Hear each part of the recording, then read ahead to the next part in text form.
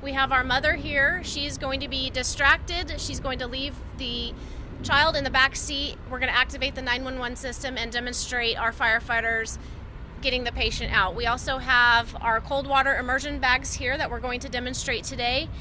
This is a new protocol from Phoenix Fire as of last year when we were on the heels of our extremely hot summer. We broke over 19 different heat records. We had 31 days of temperatures over 110, and we're expecting similar this summer with tremendous heat. So we're just here to raise awareness for heat safety and everything that the Phoenix Fire Department is doing to mitigate that.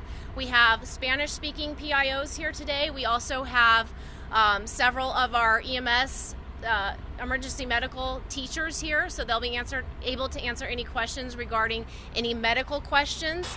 And we have all of our firefighters here for interviews as well. So if you want a one-on-one interview after this event, let us know and we'll be happy to help you out. Okay, we'll turn it to Allie, who is our mother.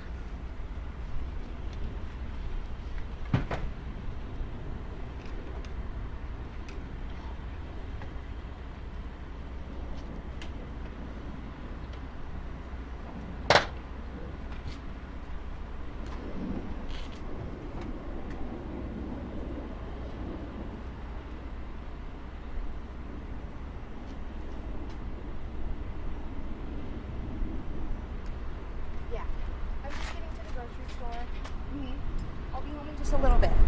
Yeah. Yeah, I do have it. Okay, I'll be home in just a little bit. Okay.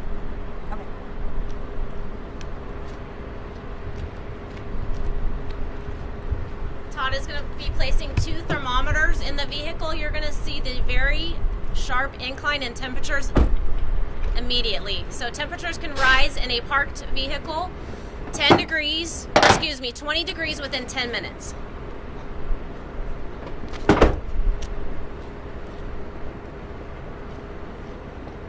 Heat stroke in a patient happens at 104 degrees. So on a day that it's 90 degrees, you can see those temperatures increase in a vehicle substantially. So within 10 minutes, we're looking at a 20-degree increase, and so we're looking at near fatal temperatures for anyone left in a hot car. That includes pets.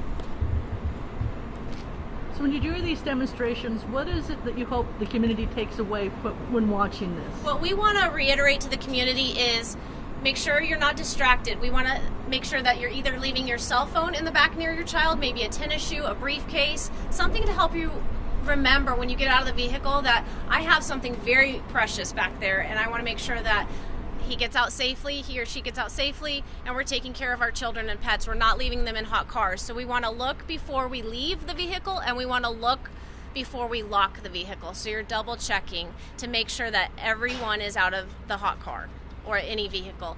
It doesn't have to be extreme temperatures for someone to have a fatality in a vehicle. And then there are some people who will say, how can you forget your child? How can you forget your dog? We live in a different world today, don't we? Right. We're very an easily distracted society, right? We're all on our cell phones all the time. You might have grandma or grandpa looking after the child. They're not used to having a child in the back of their vehicle, so it's going to be very easy for them to get out of the vehicle and forget altogether that there is an infant or toddler in the back, right? And so we're just trying to reiterate and remind everyone to make sure you clear your car before you leave the vehicle. So I'd like to check the temperature of the vehicle at this time. So in just a short amount of time, it went from our 90-degree temperatures outside to 120 in the amount of time I've been talking. So I think that's less than 10 minutes, right? So that's a substantial increase in temperature. What we're going to do now is activate the 911 system. We're going to have our firefighters demonstrate getting the patient out of the car and treating the patient. Allie, can you activate the 911 system? Yes. I had placed a GoPro in there. Can I turn it on? Yes, absolutely. Yes. Really good?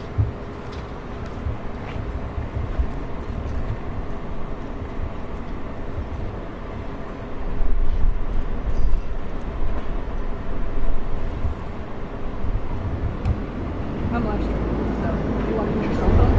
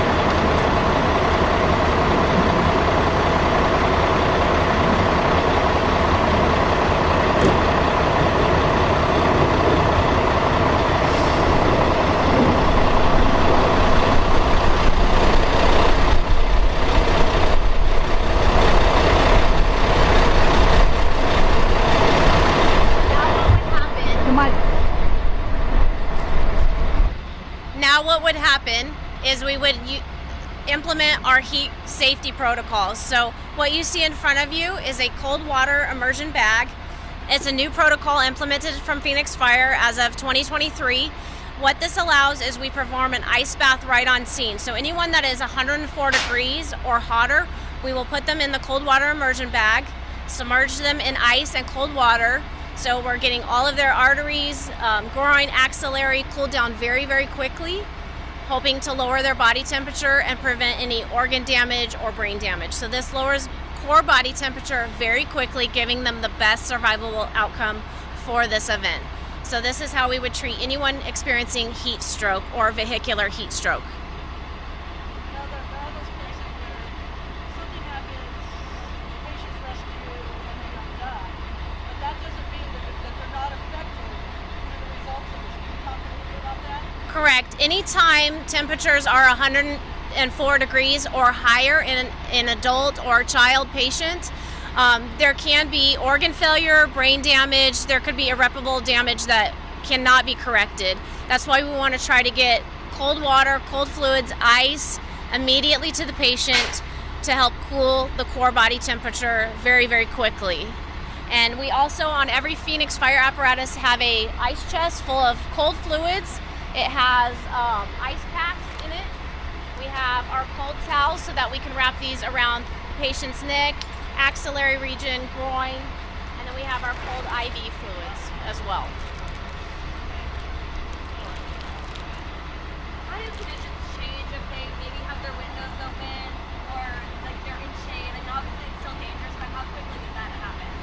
So if the windows are open, it's going to happen less quickly, or if they're parked in shade, but we want to make sure that we're clearing the car always. You're going to look before you leave, look before you lock the vehicle, because we don't want any child to be in there at all or have that possibility. You know, some parents say, oh, my child's sleeping, I'm going to pull into the garage and let him sleep in the car. That's extremely dangerous.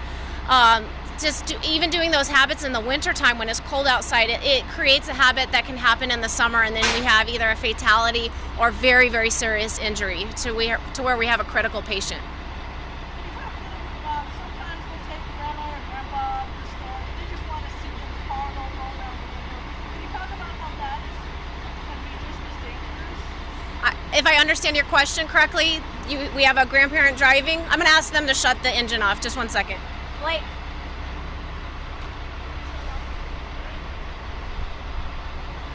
Thank you.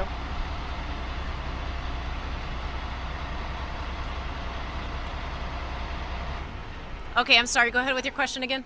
We always think about the children and animals, but sometimes we take our elderly parents and grandparents with us. We're going to go somewhere. We're just going to run in for 5 minutes. They don't want to go in. They want to sit in the car. They'll roll down the window. Can you talk a little bit about how that could be just as dangerous? Yes, absolutely. It's so important, especially if you're worried about, our vulnerable populations, elderly children, the pets, anyone unsheltered in this heat. We want to make sure that we're not ignoring them. We're not leaving them in a vehicle unattended. Some elderly people have dementia, Alzheimer's. They may not be realizing that they're getting hot. They may not realize that they can roll down the windows or turn on the vehicle. So we would just want to make sure that you're not leaving any vulnerable populations in a vehicle. We also have our PD PIO here as well to talk about kind of the legalities of breaking a window. Is it okay to break a window, and what that looks like?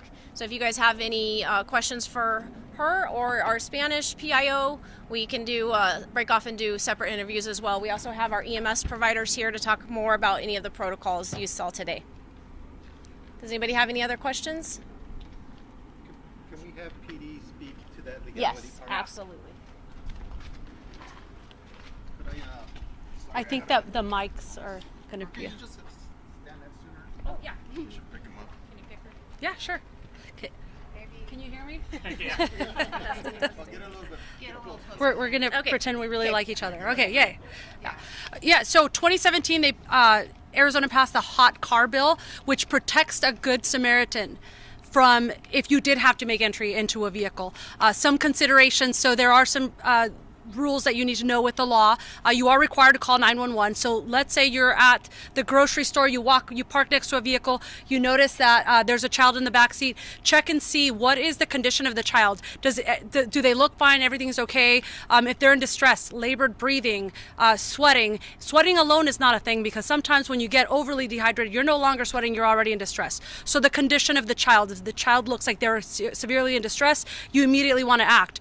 You want to call 911. You are required to call 911. And if you do have to break the window to make those life-saving efforts, you do have to stick around and talk to the police afterwards. You are protected under that Good Samaritan law, where you're not going to be charged for it. You don't have to pay for the window on that vehicle. But some things that you want to do is check the doors. Make sure that there's not an easier way to make entry. You never know. You check all 4 doors and one of them was open, and you can rescue the child or the dog or whatever in that way without having to force entry. But obviously, preservation of life is the number one thing that we're concerned with, and we want to make sure that like she said, moments are important. If they look like they're in distress, you want to do that. If you have 2 people, get someone on with 911 right away. The valley is huge. You could be in a city but still be in a rural part of the city.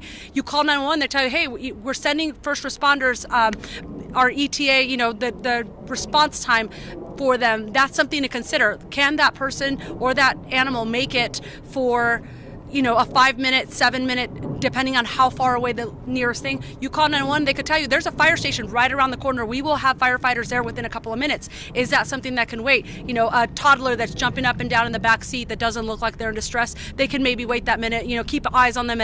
If the condition changes in any way at any point, then absolutely we want to make those life-saving measures. And if we have to take a window, I don't care about property damage. I care about that child's life.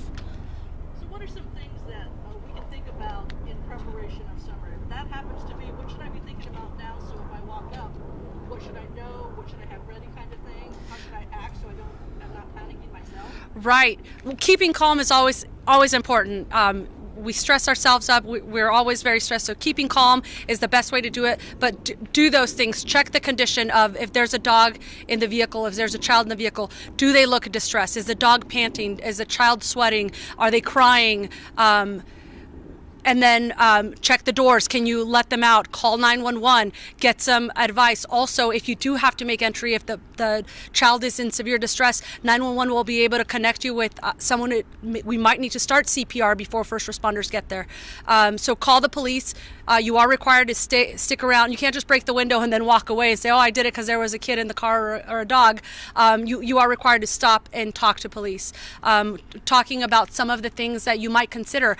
We've come a long way nowadays. If you're going to run out and get food, can you use a drive-through? Oh, my baby fell asleep. I just want to run. Use a drive-through if you can. That's an option.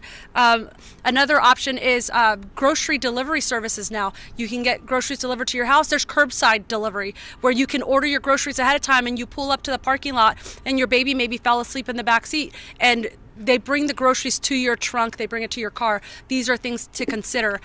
We talk about it's not always abuse or neglect. Sometimes, I have children. I remember being a completely exhausted new mom. Maybe I didn't sleep a whole lot. Maybe I'm not firing on all cylinders. And you accidentally forget that the baby's in the back seat or change of routines. We've seen that happen before. I'm a routine person. And when something is off, like I feel like my whole day is off. Maybe mom takes the baby to daycare, but today you are filling in. But normally you leave your house, you go through the drive through it to get coffee, and then you go to work and you forgot that you had loaded the baby because today, or vice versa, dad normally takes the baby to daycare and now you are today.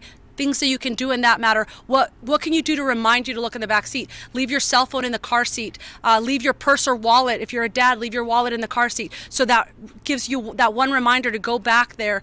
Sometimes it is simply a tragic accident. So anything that we could do to mitigate that would be great. Can you talk a little bit about the trauma and emotion as a first responder coming to a scene like this where a child has died in a hot car?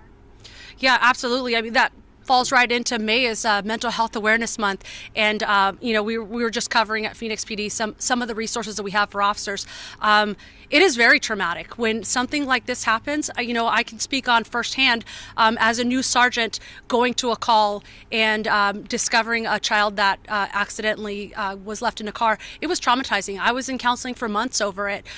Several officers. You think about this child. I have children. I had children that were that age. That haunted me forever. I got help. We have lots of resources for that here in the Phoenix Police Department. I know the fire department does as well. We need to take care of each other, look out for each other. But yes, I've seen that. Like, I saw the effect of that on my employees who did CPR on this poor child who had children that age at home. It's heartbreaking. It's something that we carry with us our whole life.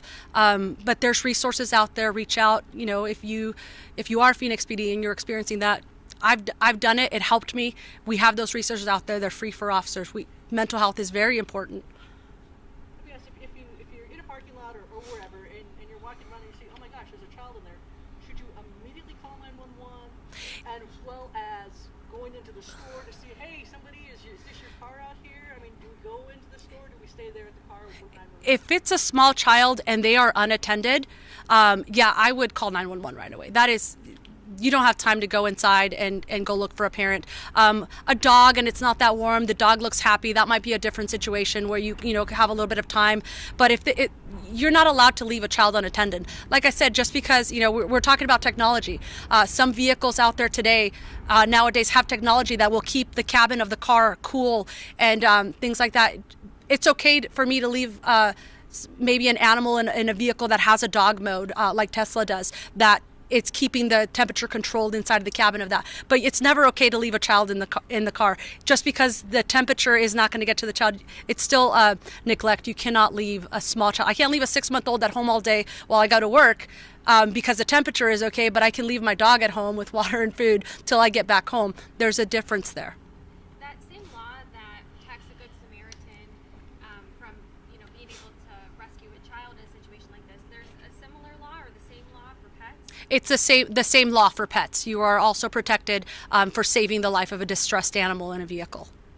So for a parent that, forgets their child and something like this happens, are there consequences? Sometimes it's a tragic accident and, investigators will come out and they will investigate it. Child Protective Services will come out and investigate it. And sometimes it does rise to the level of criminal.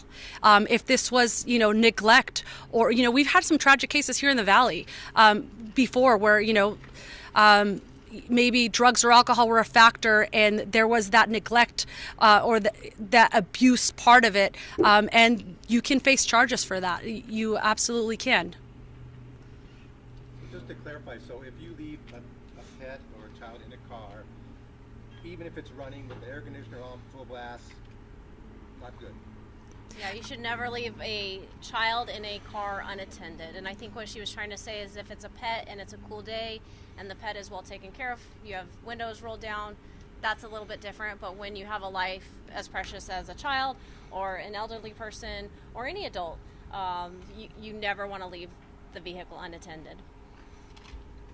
I think Bob Kahn said it best to try and keep ourselves in check. Think about what that child was thinking of as this was happening. It sounds a little gruesome, but if that's what it takes Yep. to, granted he was talking about drowning, but still, the child in the car, how else can you keep your thoughts focused? Right. Sometimes it's tragic accidents. Sometimes it rises to the level of criminal. And, we will investigate both of those cases. So if you guys want any interviews, again, we'll do one-on-ones. We can do Spanish interviews. We brought down our division chief over EMS. I can go in depth over the new training technique with the ice bags and everything. So please feel free to get extra interviews, one-on-ones, extra B-rolls. But thank you for coming. So We have ice cold water right behind you in the ice chest as well. if anyone's interested, I do have an electric car. There's a small dog in the car. The car is set to dog mode. You guys are welcome. I can walk you through how that works. For the technology, I just ask that please don't cover the plate because it's my personal vehicle. So just blur that out or whatever. But yeah, we'll be available. Before we can read the name and spelling, Sergeant Myra Reeson, MAYRAREESON. Thank you. And then Kimberly Ragsdale, KIMBERLYRAGSDALE. Question, it might be a dumb question. Were you guys gonna set a car on fire? No. Someone had to clarify. No. Does anyone have any questions on our protocols here for the ice baths? We have our division chief to speak on that and our EMS providers as well. Oh, I'll just take that back. Okay.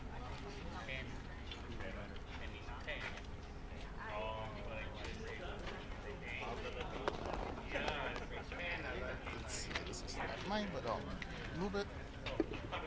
One thing, that we noticed too is the window punches. You provide those windows on